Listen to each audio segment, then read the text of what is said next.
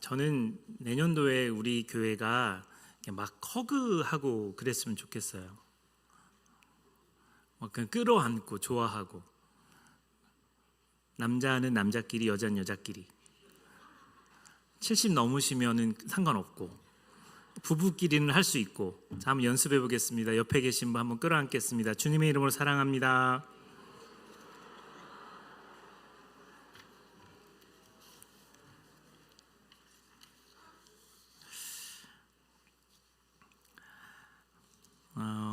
아직 뭐 다 어색해요. 주일학교 수료식 할 때 앞에 나와 서 있는 것도 어색하고, 청지기 임명식도 어색하고, 제자리 아닌 것 같고 어색하고. 근데 참 이렇게 어색한데도 불구하고 제가 그 교회에 와서 받는 대우는 거의 한 임영웅 수준의 대우를 받는 것 같아서 좀 과분하다라는 생각이 들고요. 더 겸손하게 여러분을 잘 섬기도록 노력하겠습니다. 사진 한 장 띄워주시겠습니까? 이 사진은 아들의 방이라고 하는 영화입니다. 참 무겁게 영화를 봤어요. 왜냐하면 이탈리아의 한 항구에서 의학자, 정신 상담가 역할을 하시는 이제 의사 선생님이 계신데, 이분은 강박증 환자, 우울증 환자들에게 아주 친절하게 잘 그들을 대해주고 조언해주는 그런 의사입니다. 근데 이 영화는 왜 아들의 방이냐면, 아들하고 조깅하기로 약속을 했어요, 아빠가. 그런데 갑자기 환자 중에 한 사람이 긴박하게 상담을 요청한 겁니다. 그러니까 아들과의 약속을 지키고 싶은데 환자가 그렇게 이야기하니까 아들과의 약속을 딜레이 시키고 이 환자를 만났죠. 근데 하필 그날 아들은 아빠하고 같이 조깅하려고 하다가 그 약속이 취소되고 난 다음에 친구들하고 서핑을 하다가 사망하게 됩니다.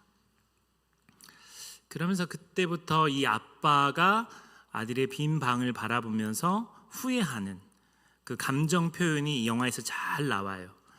내가 그때 그 약속을 취소하지 않았더라면, 아들과 함께 조깅을 했더라면, 그 환자에 대한 원망, 내 그 사람이 왜 나를 만나자 그래서 아들과 약속을 취소했을까?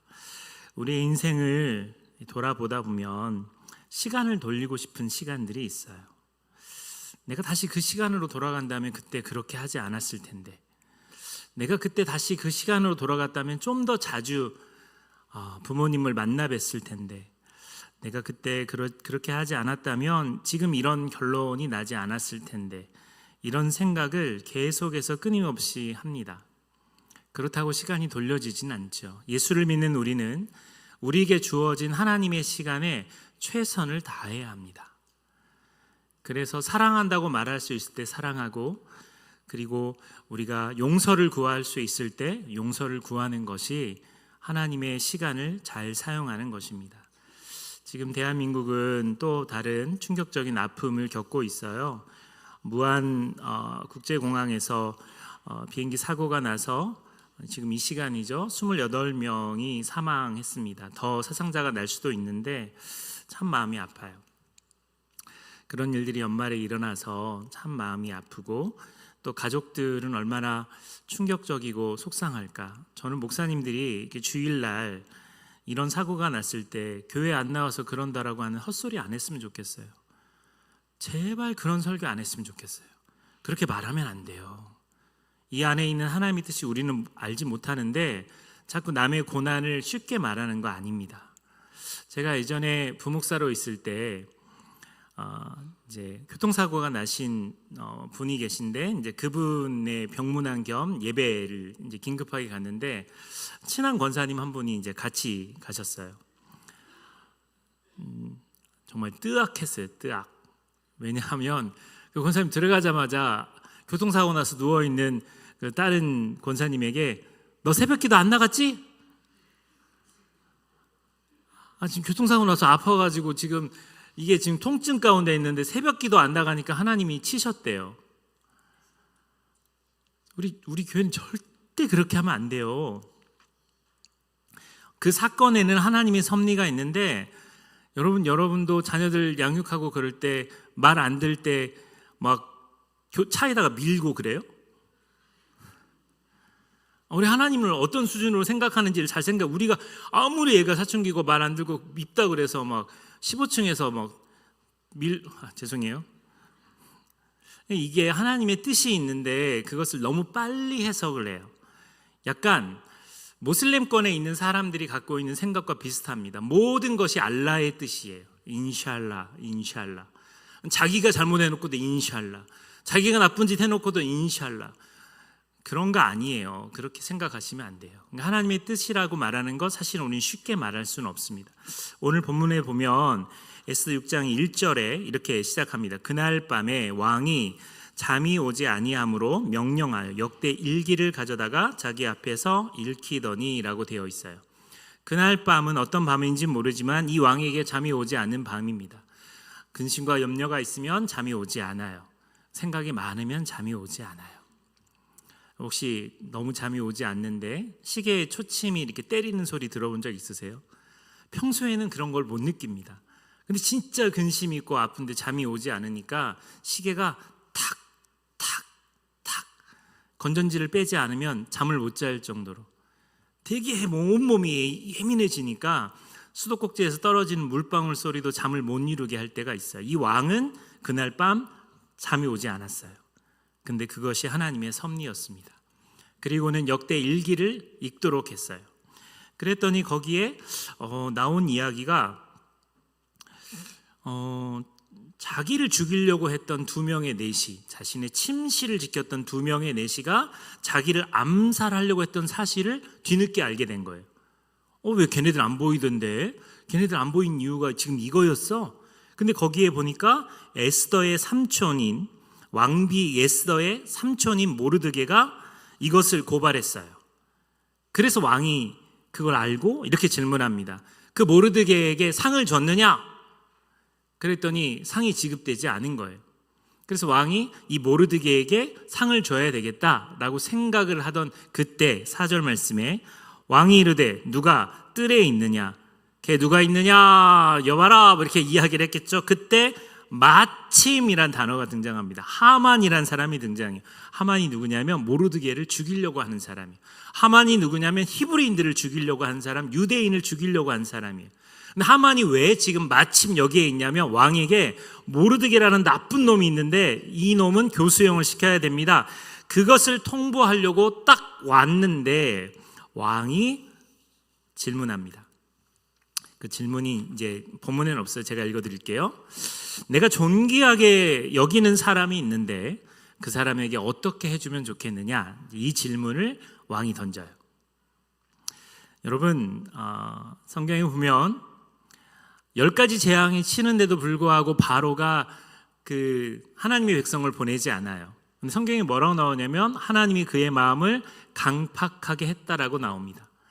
오늘 하만은 어떤 마음으로 왔냐면 이제 모르드게를 죽이려고 하려고 이제 왕에게 온 거고, 그리고 왕은 잠이 오지 않아서 일기를 읽다가 모르드게라는 사람이 귀한 사람인 걸 깨달은 겁니다.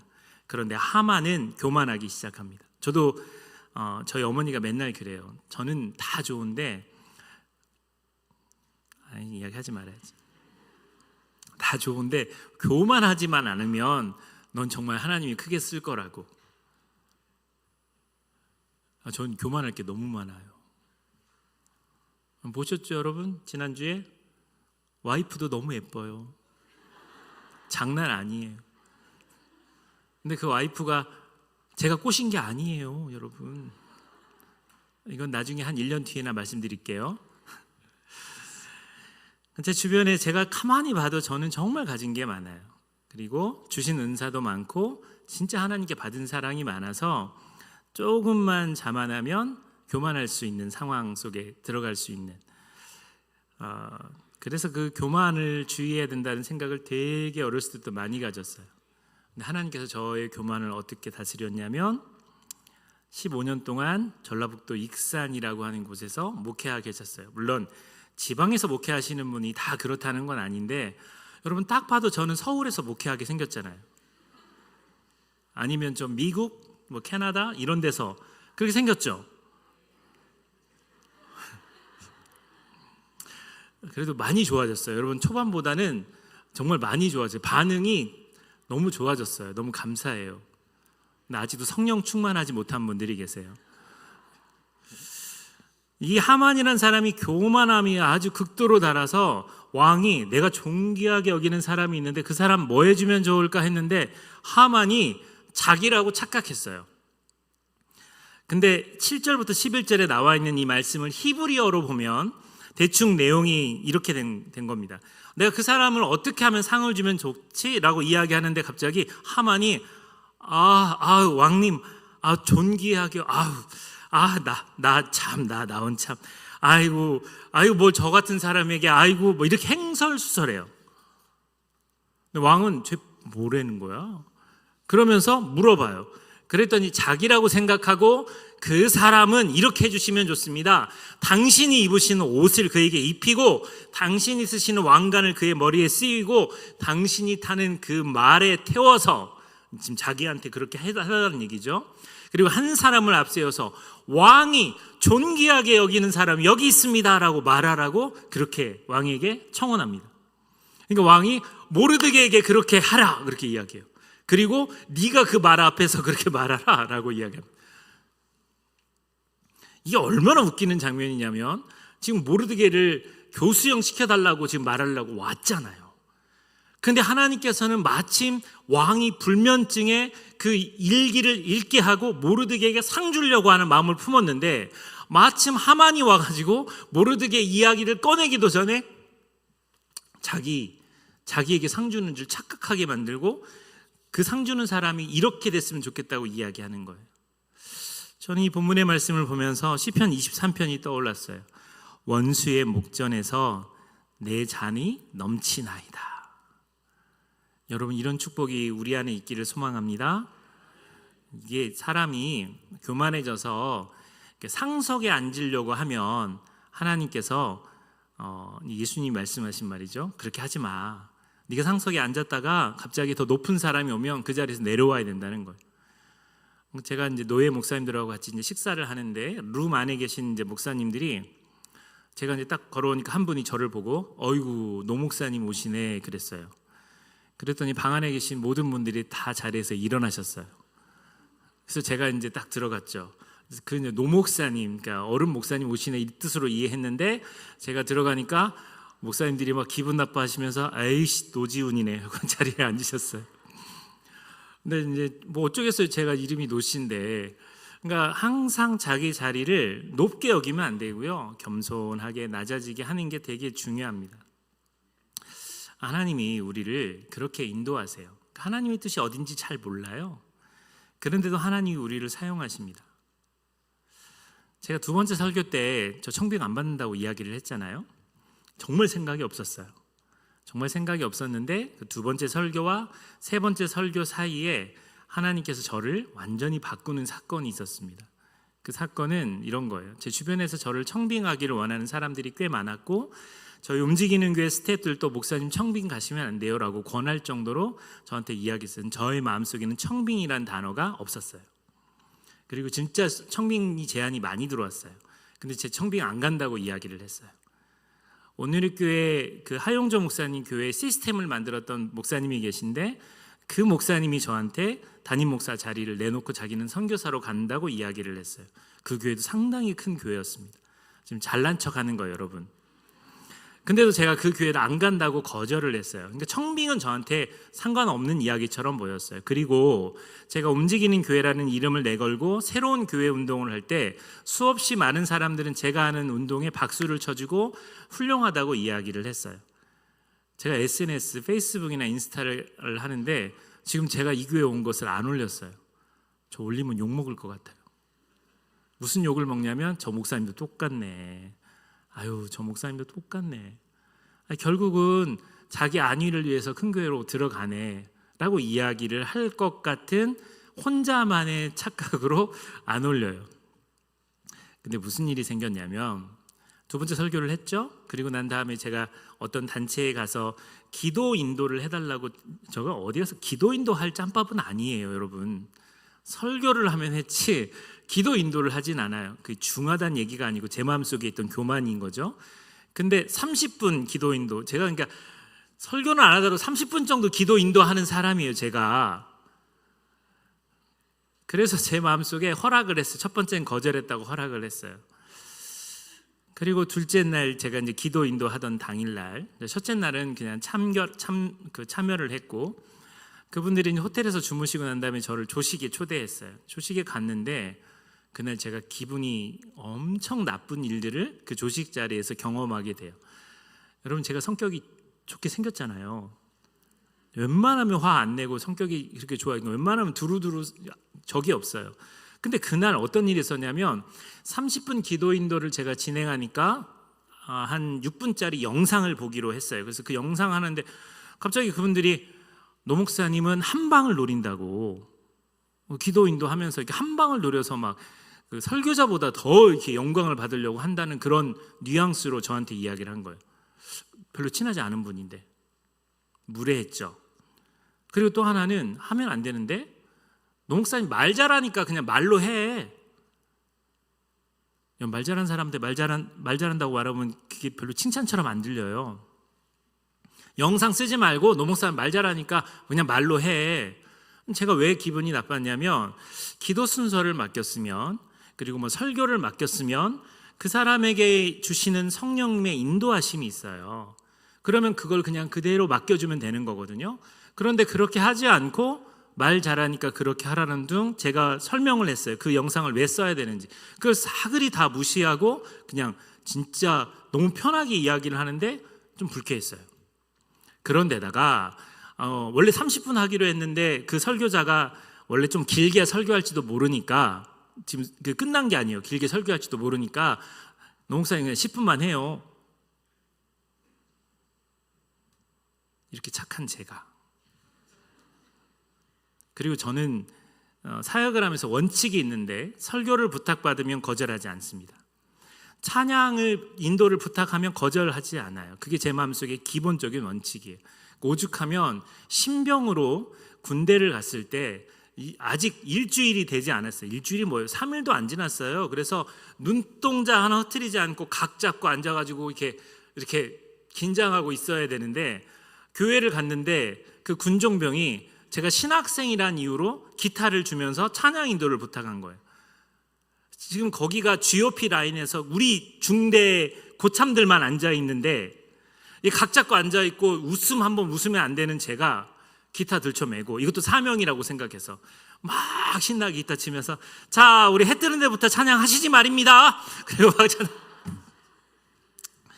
그때부터 찍혀가지고 교회에서 부대로 들어가는 길에 이제 고참들이 야 웃어봐, 아까처럼 막 웃어봐. 찬양인도 하는데 어떻게 군기 잡고 찬양인도해요. 그때 그 군정병이 지금까지 30년 동안 저와 같이 사역해요. 그때 잘못해서 지금도 제가 괴롭혀요. 그러니까 저는 기본적으로 어떤 걸 맡겨주면 그걸 안 하려고 하진 않아요. 근데 30년 만에 처음으로 제가 그것을 거절했어요. 너무 기분이 나빴어요. 그리고 그분들에게 교훈이 되고 싶었어요. 장문의 문자를 보냈어요. 성령님께서 그 사람에게 어떤 걸 주신다면 그게 사인인데 그것을 그렇게 하시면 안 된다. 그러면서 미안한데 제가 다른 사람을 세웠으니까 그분에게 하게 해라. 그리고 제가 나오면서 기분이 너무 나빴어요. 그 생각이 뭐였냐면, 한 번도 못 가져본 생각인데, 내가 교회가 작아서 나를 무시하나? 여러분, 저를 그렇게 보지 마세요. 여러분들 개척교회 해보면 알아요. 목사들 만나가지고는 아이고 뭐 그리고 난 다음에 교인 몇 명이에요? 뭐 예산은 얼마예요? 뭐 이런 거 물어봐요 자꾸. 그리고 평가해요. 그러니까 저는 그런 것들을 느끼지 않는 되게 높은 자존감이 있는데, 그게 두 번째 설교하고 세 번째 설교 사이에 제 자존감을 떨어뜨리는 거였어요.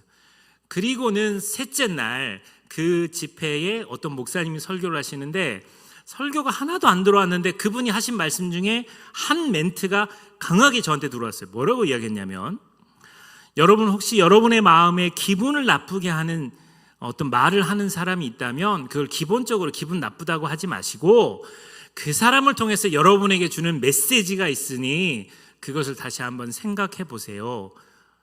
근데 그게 하나님의 음성처럼 제 안에 들어왔어요. 그럼 이 사건을 통해서 하나님이 나에게 무엇을 말씀하시지 하는데, 남부 전원교회가 아닌가? 여러분 일부 예배 때는 아멘 하고 난리가 났어요. 다시 하겠습니다. 그래서 제가 너무 황당하고 힘들었는데 그 목사님의 그 멘트를 듣고 난 다음에 혹시 그 하나님의 메시지가 남부전원교회가 아닌가? 마음에 너무 들어요, 여러분. 정말. 그러면서 이거를 생각을 전환한 거예요. 이 교회를 가라는 사인인가? 그리고 그때부터 기도하기 시작했어요. 제가 담임 목사 청빙 이거를 허락했다고 했을 때 여러분은 그냥 덤덤하게 받을지 몰라도 제 주변에 있는 사람들은 다 놀랐어요. 아니 그렇게 반대하고 그렇게 안 간다고 그랬는데 왜? 그 교회에서 왜 뭐 했길래 이렇게 반응을 한 거예요. 제 마음속에 하나님의 때가 있는 거예요. 하나님의 때가. 하나님의 기가 막힌 타이밍이 있는 거예요. 제가 지난 말씀드렸지만 그리고 난 다음에 그럼 내가 어떻게 이걸 안 한다고 선포까지 했는데 한다고 어떻게 이야기하지? 안 한다고 이야기했는데 그럼 장로님 중에 한 분이 저한테 전화를 걸어서 물어보면은 그때 한다고 해야 되나? 뵐 생각을 하면서 기도할 때 주영기 장로님이 저한테 통화를 하길 원했고 주영기 장로님 통화하면서 추천해 달라고 목사님이 추천해 주는 사람 세우겠다고 그래서 저를 추천합니다. 장로님 제가 생각이 바뀌었어요. 그래서 좀 하나님 바꾸게 해서 제가 가면 안 될까요? 그랬더니 주영기 장로님이 너무 놀라셔가지고 일단 잠깐만 기다려 전화 끊고 청빙위한테 전화하고 그리고는 그게 단 이틀 만에 상황이 바뀌면서 주일날 셋째 설교하고 그 월요일날 청빙위원대 모여가지고는 청빙위원들이 다 모여서 제가 누구라고는 이야기 안 할게요. 청빙위원장 장로님이 계세요. 누군지 알려고 하지 마세요, 여러분. 다쳐요. 그래서 그 남장로님이 막 우셨어요. 목사님 감사합니다. 막 우셨어요. 태권도 8단이신 분이 우시니까 무섭더라고요. 그리고 또 그때 청빙위원들도 너무 고맙다고 하면서 제 마음속에 참 신기하다. 이게 하나님이 인도하시려고 그러셔서 이렇게 돌아가나? 여러분 로마서 8장 28절에 이런 말씀이 있습니다. 우리가 잘 아는 말씀인데 같이 한번 읽어보겠습니다. 시작.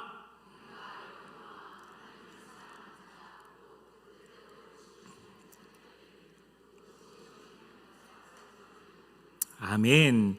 여러분 이게 굉장히 중요한데요. 하나님이 일하시려고 하면 하만이 유대인들을 학살하려고 했던 그때에 하나님께서 왕의 마음을 바꿔버리신 거예요. 근데 그때가 어떤 때냐면 에스더가 죽으면 죽으리라 하고 3일 동안 금식하며 기도하고 목숨을 걸고 왕 앞에 나온 때예요. 기도하면 하나님이 역사하시는 거예요. 근데 제가 와서 보니까 성도들이 진짜 기도를 많이 했어요. 좋은 목사님 오게 도와주세요. 하나님 우리 교회는 너무 좋은 교회인데 다시 한번 우리 교회가 전성기를 누리게 도와주세요. 정말 좋은 목사님 오게 도와달라고. 제가 좋은 목사라는 게 아니고 여러분이 했던 그 기도가 쌓이고 쌓여서 하나님께서 지금 이 과정으로 인도하시는 겁니다. 할렐루야. 이게 하나님의 역사하십니다. 저는 그래서 내년에는 더 말씀도 충만하고 교회가 뜨겁게 기도하는 교회가 되려고 해요. 제가 새벽 기도도 맡아서 열심히 기도할 거고요. 여러분 새벽 기도 나오라고 하는 이야기예요. 그리고 두 번째는 제가 이제 수요예배도 드리겠지만 저는 또 포커스를 금요 기도에다가 맞추려고 해요. 금요 기도회 때 정말 뜨겁게 기도하고 정말 이 교회를 위해서 기도하는 우리가 되려고 노력하겠습니다. 여러분 우리 교회가 기도로 다시 살아났으면 좋겠어요. 진짜 에스더의 그 기도가 하나님의 역사로 바꾸는 것을 우리가 확인했다면 여러분 우리가 그렇게 기도해야 됩니다. 말씀을 읽겠습니다. 제가 처음에 제 아내하고 결혼하려고 했을 때 오늘 우리 장인어른이신 장모님이 오셨어요. 장인어른이시는 예수를 안 믿고 술을 좋아하시는 분이세요. 제 아내가 그때가 25살, 저는 6살 차이니까 31살이었는데 저하고 만나고 난 다음에 제가 준 증명사진을 집에 가지고 가서 딱 놓으면서 이 사람하고 결혼할 거예요 라고 이야기했어요. 그리고 난 다음에 저희 어머니 아버지가, 어머님은 그래도 교회를 다니셨는데 아버님 교회를 전혀 안 다니셨는데 성령님이 인도하셔서 드라마를 많이 보게 하셨어요. 그래서 자식 이기는 부모 없다라는 것을 미리 성령께서 깨달아 알게 하셨어요. 비록 나는 교회를 안 다니지만 목사가 될 사위를 맞아들여야 된다는 것을 운명으로 받아들이시고 저희 아버지가 이제 남자 대 남자로 저를 만나게 하셨어요. 우리 청년들도 잘 들어보세요. 저희 장인어르신이 저한테 독대하시면서 이렇게 이야기했어요. 자네 나보다 더 내 딸을 사랑할 수 있는가? 이렇게 질문하셨어요. 이건 적으셔도 좋아요. 제가 거기서 그냥 이 흥에 취해서 네! 이렇게 대답하면 그 정답이 아니에요. 그 어찌 부모의 사랑을 능가할 수 있겠습니까? 그러나 제가 어머니 아버지의 그 사랑하는 만큼 제 여자친구를 사랑하겠습니다. 합격이라고 말씀하진 않으셨지만 그 뒤에 두 개가 더 중요해요. 나 술 먹는데 술 끊으라고 할 거냐고. 그게 두 번째 질문이었고, 세 번째 질문은 나는 교회 안 나가고 싶은데 교회 데리고 나가려고 그럴 거냐고. 제가 아니라고 그랬어요. 괜찮다고. 여기 술 드시라고, 맛있게 드시라고. 그리고 저는 제가 목사 될 사람이고 그래서 막 장인어른을 끌고 교회에 가려고 하지 않을 거라고, 그냥 자연스럽게 할 거라고. 어느 날 저희 아버지가 저랑 식사를 하시면서 마지막 술잔을 딱 놓으시고 이게 내 인생의 마지막 술이라고 하시면서 너무 멋있죠. 드라마 이야기가 아니고 저희 장인어르신이 딱 그리고 술을 끊으셨어요. 그리고 난 다음에 장인어르신이 목동에 있는 지구촌 교회, 저희 아버님이 지구촌 교회를 다니면서 어느 날 보니까 갑자기 목사님 설교 테이블을 잔뜩 사가지고 사람들에게 전도하고 계시는 거예요. 저희 아버지가 무슨 좋은 일만 생기면 가족 단톡방에다가 할렐루야 이렇게 남기세요. 제일 적응 못하는 게 저였어요. 그런데 불교 집안인 그 가족의 이제 배감이 이제 그 아버님 잘하신 곳인데 가족들이 점점점 예수를 믿는 사람들이 늘어나기 시작했는데 바로 밑에 여자 동생인 고모님 가정이 예수를 믿기 시작했어요. 저는 그때까지 목사인 제가 기도해서 가족이 변화된다고 확신했었어요. 그 집 며느리가 잘 들어왔어요. 예수 믿는 며느리가 들어가서 어머니를 시어머니를 바꾸고 남편을 예수 믿게 하고 오륜교회에서 결혼했거든요. 근데 문제는 췌장암이 걸리신 이 고모부가 예수를 안 믿으시는 거예요. 병원에서는 사형 선고가 내렸고 점점점 시간이 다가오는데 고모부가 나는 예수를 믿을 자격, 교회 나갈 자격이 없다는 거예요. 그 이유는 간단했습니다. 베트남 참전 용사인데 자기가 사람을 죽인 적이 있다는 거예요. 난 지옥 갈 사람이다. 난 사람을 죽였다. 그래서 안 믿기로 다짐을 하니까 이게 돌아가실 때도 예수를 끝까지 안 받아들이시는 겁니다. 광윤이라고 하는 이제 그 아들이 있는데 아버지를 화장하던 장례식을 하던 그때 저한테 쪼르르 왔어요. 목사님, 그러면서 제가 드릴 말씀이 있어요 하면서 아버지에 대한 이야기. 저는 그때까지 고모부가 예수 끝까지 안 믿고 돌아가셨다고 생각했거든요. 근데 이렇게 이야기하는 거예요. 코로나 전이었는데 아버지 제가 집에 좀 갔다 올게 하고 병실에 잠깐 나갔다가 한 30-40분 뒤에 왔더니 아버지가 광윤아, 나 교회 나가기로 했다. 나 예수 믿기로 했다. 그래서 이게 어떻게 된 건지 봤더니 자기들이 출석하는 교회 목사님 사모님이 갑자기 마음속에 이 아버지, 이 환우를 만나고 싶은 마음이 있어서 찾아온 거예요. 찾아와서 제가 기도해 드릴게요 했더니 아이고 싫다고 기도하지 말라고. 그럼 제가 찬송가 하나 불러드릴게요. 그랬더니 찬송가 부르라고. 그러면서 찬양 한 곡을 불렀어요.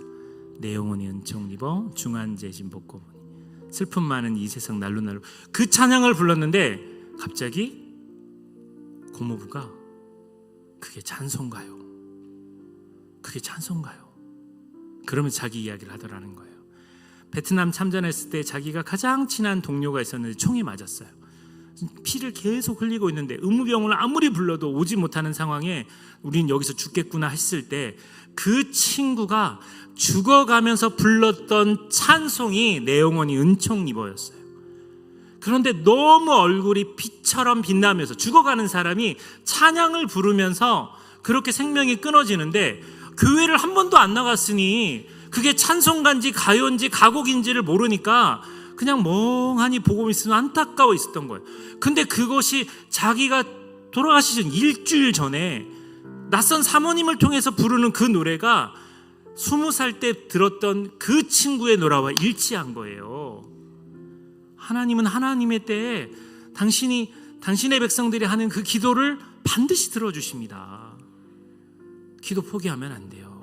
절대 포기하면 안 돼요. 사랑하는 여러분, 오늘 이곳에 계신 성령님께서 우리 가운데 역사하십니다.